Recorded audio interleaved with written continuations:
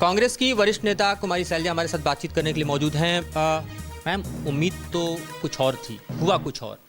कैसे उम्मीदों पर पानी फिर गया? अब अभी हमको देखना पड़ेगा, क्योंकि सुबह तक तो हम बहुत ही आशावान थे। मैं खुद आशावान थी, लेकिन अब जो नतीजे आ रहे हैं बहुत ही आश्चर्यजनक नतीजे हैं।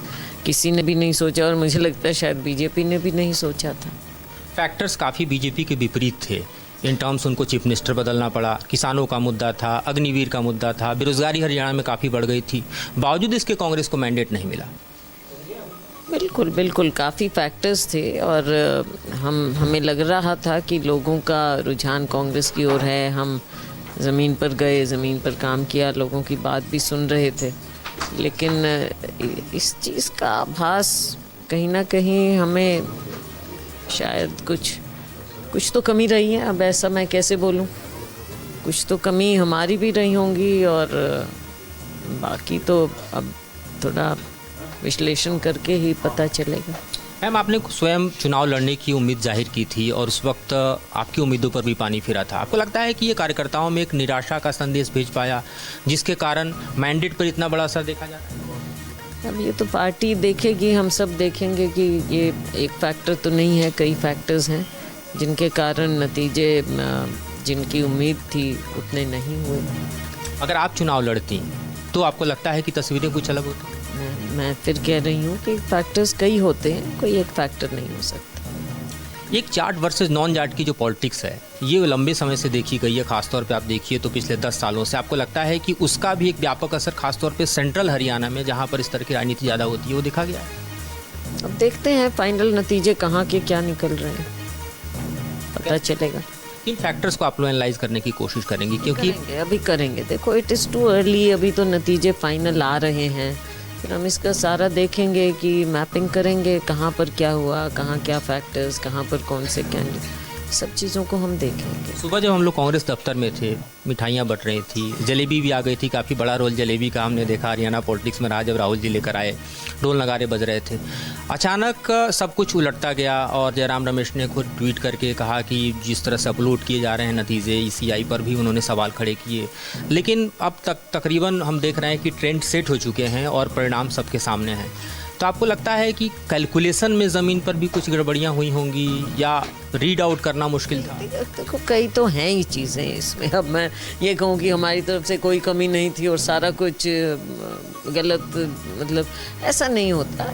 कमियां तो हैं, उनको हमें देखना होगा और बड़ी बारीकी से देखना होगा, क्योंकि तीसरी बार हारना, और पिछली बार से फिर इम्प्रूवमेंट कितनी हुई है? बहुत ज़्यादा तो इम्प्रूवमेंट नहीं हुई, और जबकि इस बार सारी हवा कांग्रेस को फेवर करने की ओर इशारा कर रही थी। पिछली बार 31 आए थे, जब लोग कहते ही नहीं थे कि कांग्रेस कहीं खड़ी है, तब 31 हम लेकर आए थे। तब मैं खुद PCC प्रेसिडेंट थी, हुड्डा साहब CLP लीडर थे, उस समय हम लेकर आए। लेकिन अभी मुझे मालूम नहीं फाइनल रिजल्ट क्या होगा, थोड़ा ऊपर नीचे बिल्कुल हो सकता है, कांग्रेस बढ़ सकती है इसमें, और कितना बढ़ेगी वो मैं नहीं कह सकती। आपकी मुस्कान काफ़ी कुछ रीड कर रही है, लेकिन जाहिर है कई मामले पार्टी के भीतर के होते हैं, वो पार्टी के फोरम से ही सामने आते हैं। प्रधानमंत्री मोदी ने रैलियां नहीं की, वो खुद उस तरह से मैदान में नहीं उतरे जैसे कि पिछले 2 चुनाव में हमने देखा, और ये माना जा रहा था कि बीजेपी के दफ्तर में जिस तरह का सन्नाटा हो, लेकिन सब कुछ उलट गया। अब आपको लगता है कि कांग्रेस को नए सिरे से निकलना पड़ेगा? ये हुड्डा पॉलिटिक्स कहीं ना कहीं एक बार कांग्रेस पे फिर भारी पड़ेगा? ये सब कांग्रेस पार्टी हाईकमांड देखेगा। आप नतीजे का इंतजार करेंगी या बड़े रोल का उम्मीद करेंगे? नहीं, देखो पर्सनल बात नहीं होती। अगर पार्टी ठीक है तो हम ठीक हैं। अकेला क्या है, ठीक है, एक MP हम बन गए हैं, मुझे पार्टी ने बहुत मान सम्मान दिया है, तो अकेले शैलजा की बात नहीं है, बात हमारे उन वर्कर्स की है जो इतनी उम्मीद लगाए होते हैं, जो लाखों लाखों लोग होते हैं। आम जनता में भी इतना वोट, जो बराबरी का हमने वोट लिया है, ऐसा नहीं है कि वोट परसेंटेज में हम बहुत ज़्यादा कमज़ोर हैं। काफ़ी दिलचस्प है, वोटिंग परसेंटेज में गैप नहीं है, पर सीट्स में काफ़ी गैप है। हाँ, वो बात हो जाती है। जैसे हिमाचल में हम जीत गए थे, वोटिंग परसेंटेज अलग चीज़ थी, तो अल्टीमेटली तो सीट नंबर्स पर ही डिपेंड करते हैं। तो इस सब चीज़ को देखो, निराशा है, और आप देखते हैं कि मैं बहुत ज़्यादा निराश होती नहीं हूँ, तो इस चीज़ को भी हमको अब आगे देखना पड़ेगा कि इस निराशा से हम उभरें और अपने लोगों को उभारें, और पूरे राज्य के बारे में हमको सोचना पड़ेगा आगे के लिए। बधाई देंगी आप सैनी जी को? देखो, अभी मैं नहीं, लेकिन जैसे ही नतीजे फाइनल आ जाते हैं, सैनी जी खुद जीत रहे हैं, उनको मैं बधाई दूंगी और बिल्कुल दूंगी। स्पोर्ट्समैन स्पिरिट होना चाहिए हम में, और अगर फाइनल रिजल्ट आ जाते हैं तो जो बधाई का पात्र है उनको बधाई उस समय भी दे देंगे। तो जाहिर तौर पे कांग्रेस के लिए इंट्रोस्पेक्शन का वक्त है। कांग्रेस मंथन कर रही है कि आखिर इस हार तक कैसे पहुंच पाई, जीत की उम्मीद पर कैसे निराशा का पानी फिर पाया। उड़ीसा के साउथ के साथ मधुरेंद्र कुमार, न्यूज़ नेशन, दिल्ली। तो कुमारी शैलजा को आप सुन रहे थे, हमारे सहयोगी मधुरेंद्र ने उनसे बात की। कुमारी शैलजा भी ये सोच रही होंगी कि आखिर ऐसा क्या हो गया कि जो राज्य हम जीत रहे थे वो अचानक से हम हार गए। हर किसी के जहन में यही सवाल कि आखिर हरियाणा में कांग्रेस से चूक क्या हुई। जाट बनाम गैर जाट वोटों का ध्रुवीकरण जो लगातार बीते 2 विधानसभा चुनाव में भी हुआ। दलित ओबीसी वोटर का बड़ा हिस्सा कांग्रेस से दूर रहा। हालांकि लोकसभा चुनाव में ऐसा नजर नहीं आया था। पीएम मोदी के चेहरे पर जनता ने भरोसा जताया। कांग्रेस नेताओं के सनातन विरोधी बयान कांग्रेस को ले डूबे। पार्टी को अति आत्मविश्वास भी भारी पड़ गया। और अमृत गिल, अभी कुमारी शैलजा जो बात कर रही थी, उनकी वो हताशा, वो निराशा उनकी आवाज़ में, उनकी बातों में नज़र आ रही थी। लेकिन उस वक्त की जब बात करें, जब सुरजेवाला और कुमारी शैलजा के बीच में टिकट्स को लेकर जब इतना ज़्यादा उहापोह हो रहा था, क्या इसका असर भी पड़ा? कार्यकर्ता आखिर तक कंफ्यूज रहे थे कि आखिर किसको मैदान में उतारेंगे, और ये भी रीज़न था कि जनता भी कंफ्यूज रही, और उसका नतीजा ये रहा।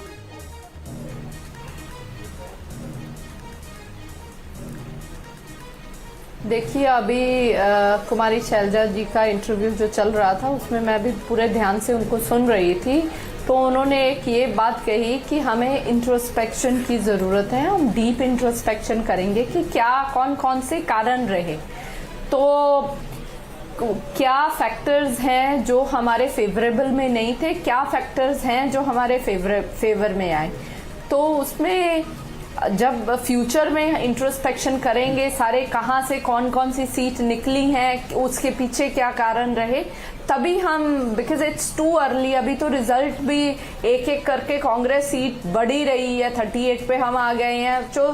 तो अब एंड तक क्या होता है, हम कहाँ आगे जाते हैं, क्या है, तो वो भी स्टेबल नहीं है। तो हम एनालिसिस करके पूरी स्टेट की इतनी बड़ी, जहाँ 90 सीट्स हैं, वो राइट नाउ मुझे लगता है ये बहुत अर्ली है इस विषय के ऊपर हम अपना कुछ। हालांकि मैडम 6 घंटे हो चुके हैं, लगभग 6 घंटे से ज्यादा हो चुके हैं काउंटिंग को, अभी तो लेकिन फिर भी आपको लगता है कि इंतजार और करना चाहिए। अच्छी बात है, कोई दिक्कत नहीं है।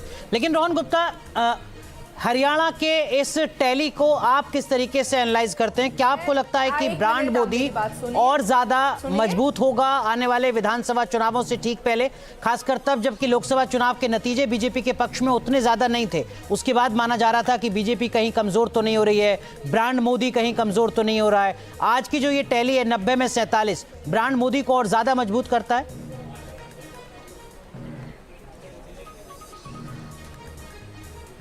देखिए, मुझे लगता है ब्रांड मोदी, ब्रांड बीजेपी पूरी तरह से और मजबूत हुए हैं। और तीसरी बात, एंटी इनकम्बेंसी को हटा के सरकार बनाना एक बहुत बड़ी उपलब्धि की बात होती है। अगर विकास के कार्य ठीक से नहीं हो, कभी कोई भी सरकार किसी भी देश में तीसरी बार रिपीट नहीं हो सकती। और हरियाणा जानता है, हमेशा विकास की राह पे चलता है।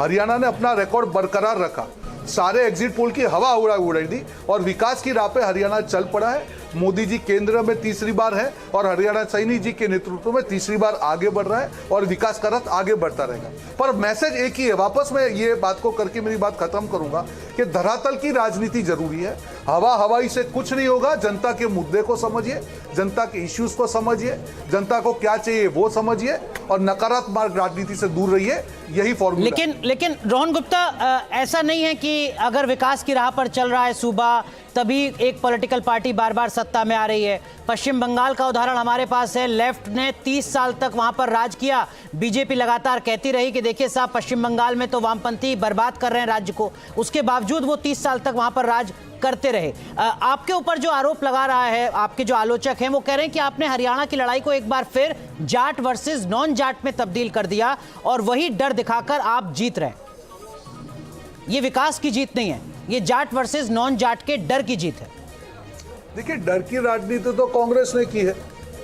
बिल्कुल नहीं। ये जाट वर्सेस नॉन जाट की तो बात ही नहीं है। अगर ये हरियाणा में 5 सीटें लोकसभा के समय में अगर कांग्रेस पार्टी जीता तो कहीं ना कहीं ये अहंकार आ गया कि अब हम कुछ भी नहीं करेंगे, जनता वोट देगी। जो वोटर गया था कांग्रेस के पास वो 4 महीने में वापस भाजपा के पास इसीलिए आया कि उसको लगा कि हकीकत क्या है। आज संविधान की नकल दिखाने से कहीं आप राजनीति नहीं हो सकती। आपकी हकीकत क्या है? शैलजा जी का तो ट्रेलर था कि इतने बड़ी दलित नेता का ये हाल करेंगे, तो हरियाणा की जनता ने सोचा कि अगर इनकी सरकार आ गई तो हमारा क्या हाल होगा। वो जंगल राज जनता को नहीं देखना था, वो परिवारवाद, वो भ्रष्टाचार नहीं देखना था। ये सब जो डर है जनता के दिमाग में था। और जब नायब सैनी जी ने उनको विश्वास दिलाया कि 10 साल के शासन के बाद भी विकास की दौर ऐसे ही चलेगी, रोहन भाई माफ कीजिए, आपको रोक रहे हैं। गिरिराज सिंह कुछ कह रहे हैं, जरा सुनवा देते हैं। कि भी बीजेपी के सामने दूर दूर तक नहीं दिखाई देते हैं। मैं तो कहता हूं चाहे हरियाणा हो चाहे जम्मू कश्मीर, दोनों जनता को धन्यवाद। एक अकेला सब पर भारी, नरेंद्र मोदी, नरेंद्र मोदी, नरेंद्र। एक आखिरी सवाल है, जो जम्मू कश्मीर जहां पर बीजेपी ने बढ़त बनाई है वो ज्यादातर सीटें जम्मू रीजन की है। कश्मीर में बीजेपी को वो सफलता नहीं मिल रही है, तो अभी बहुत कुछ आपको लगता है कि कश्मीर के जनता के दिलों को जीतना बाकी है भारतीय जनता पार्टी को? बाकी जब जनादेश नहीं मिला है तो हमें तो दिल जीतना ही पड़ेगा। उनको पता चलेगा कि ये फारूक की सरकार और मोदी जी के अंडर में जो एलजी के नेतृत्व में चल रहा। आज भी मैं धन्यवाद देता हूं नरेंद्र मोदी जी को और वहां के एलजी मनोज सिन्हा को। तो आप सुन रहे थे गिरिराज सिंह को। उन्होंने ये कहा कि सिर्फ एक ही नाम है और इस चुनाव में भी ये साबित हो गया कि मोदी के नाम पर। अच्छा, आप आगे बढ़े। विनेश फोगाट क्या कह रही हैं वो सुनवाते हैं आपको। तो कांग्रेस पार्टी की सरकार राजनीति में कंटिन्यू रखेंगे या फिर जेल की तरफ भी देख सकते हैं? राजनीति में अगर आ गए तो